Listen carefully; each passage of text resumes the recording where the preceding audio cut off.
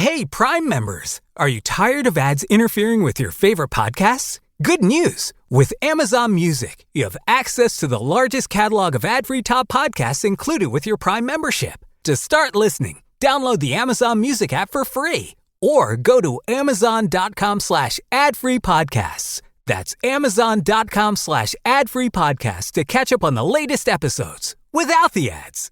The world's most exciting podcast, home of borders, language, culture. And here he is, New York Times best-selling author and National Radio Hall of Fame inductee, Michael Savage. I'm Michael Savage, host of the Savage Nation podcast, home of borders, language, and culture. Be here or be nowhere. The Savage Nation podcast. Catch the Michael Savage podcast on all podcast platforms every Tuesday and every Friday.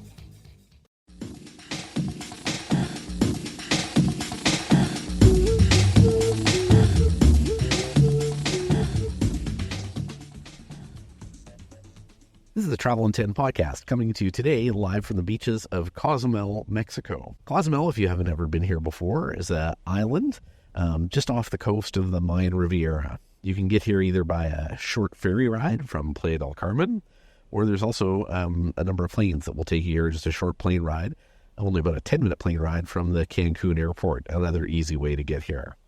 This is a destination that's been popular for many years, particularly for cruisers. A lot of cruise ships from around the world that make this a popular port of call.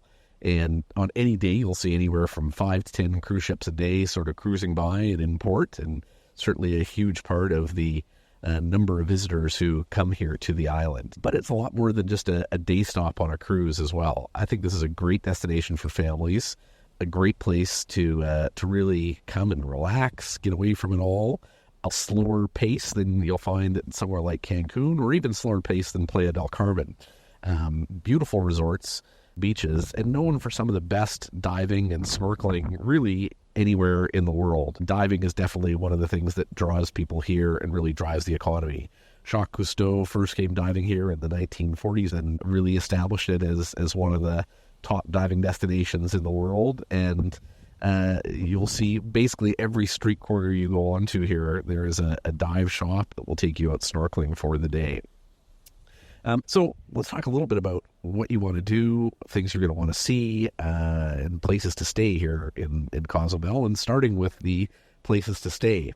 Right now, we're at the Westin Resort. We've stayed at a lot of Westin properties from around the world, but this has got to be one of my favorites. A beautiful property right on the beachfront. You've got a small white sand sea cove right here in front of the resort. But more important than that, this crystal clear water right in front that you can do snorkeling right from the beach here. You'll see a huge variety of fish right in front. Just the last few days, there's been everything from eels to octopus to stingrays that people have spotted just out in front of the resort. We saw a couple of stingrays out snorkeling yesterday.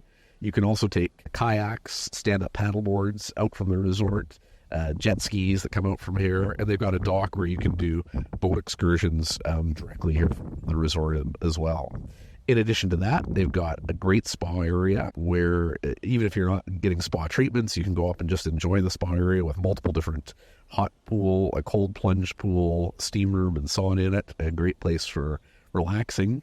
And then a little known feature here, because they don't really advertise it anywhere at the resort, but one of our favorite places has been on the rooftop, where they have a beautiful rooftop pool and lounge area that overlooks virtually the whole island from up there, and it's usually very quiet, not many guests using it, so a great place to go relax. In addition to that, they also have a kids club where, if you're coming with your family, you can put your kids for the day. There's no additional cost for that, and great activities there, and really good restaurants here at the resort as well. So a property we would highly recommend, and a place we'd certainly recommend checking out. Most visitors here, many as we say, are just on day trips, but in addition to that, there's a number of all-inclusive resorts throughout the island. There's a number of great Airbnbs that you can stay at, and the one thing I would recommend is really, if you are coming here for the diving or the snorkeling, check out the resort where you're staying, check out reviews, and there's certainly many of them where you're going to find that diving, snorkeling experience right out in front of your resort is fantastic. So if you're here for a week, you're going to want a place that you can jump right into the water and go explore some of the underwater sea life that you'll find here on the island.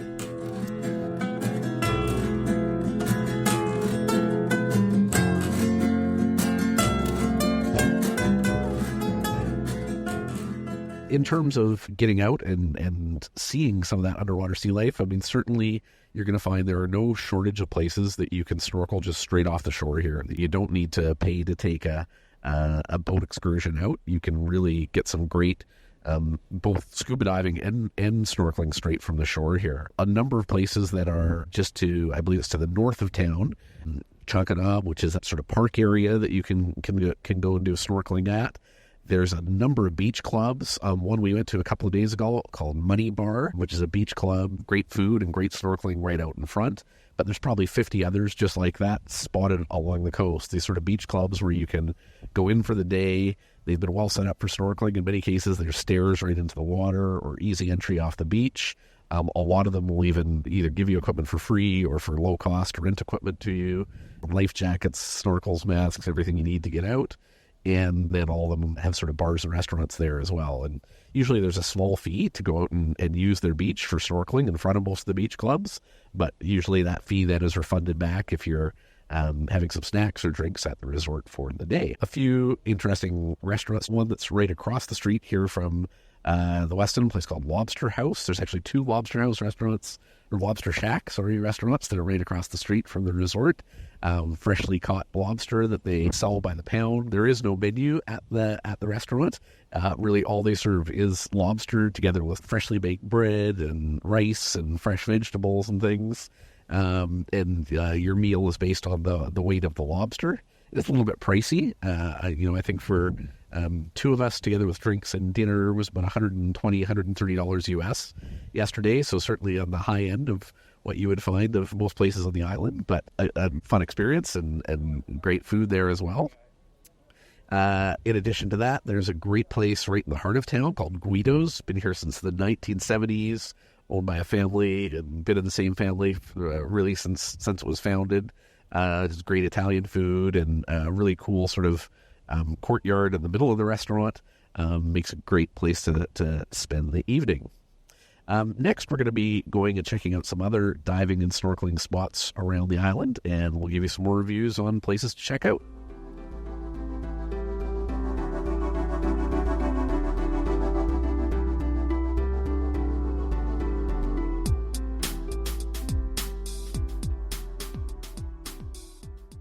Hi, my name is Miguel from Cozumel, Mexico. So Miguel, Cozumel is obviously a place known for great scuba diving, great snorkeling. What would you say are some of the best places on the island to go check out for somebody who wants to go explore under the water here? Well, there's a lot of options here in Cozumel, not one or two or three. There is a lot of them. If you have kids, the best ones that I can recommend might be Corona Beach, Sulhap, the Reef area, and Chankana the Park, because they are just jumping on the ocean and you will be in the reef areas. So there's a lot you can see just right from the shore here, but even more, I guess, if you get out on a boat. What are some of the things that you're going to see if you get out on a snorkeling or diving trip? What sort of things will you see underwater here? Well, depending on the reef area, but the big areas, for example, Palancar is big. It's a big area. You can see caves, you can see the gardens, the horseshoes. It's a big reef area.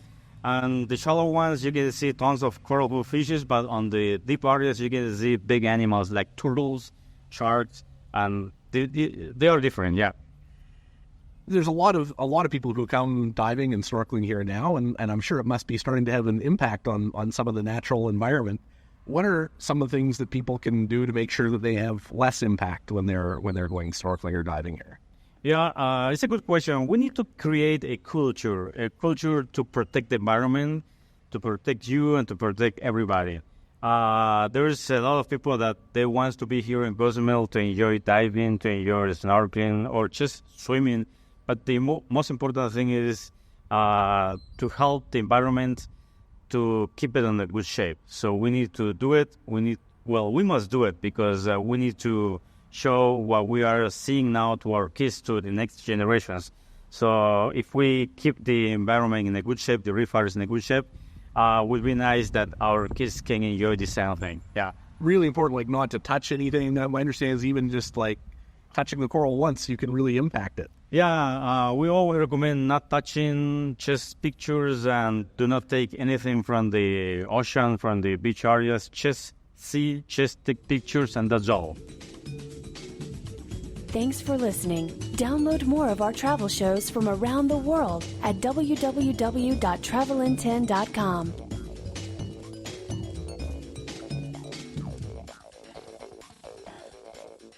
This has been a presentation of Travel in 10.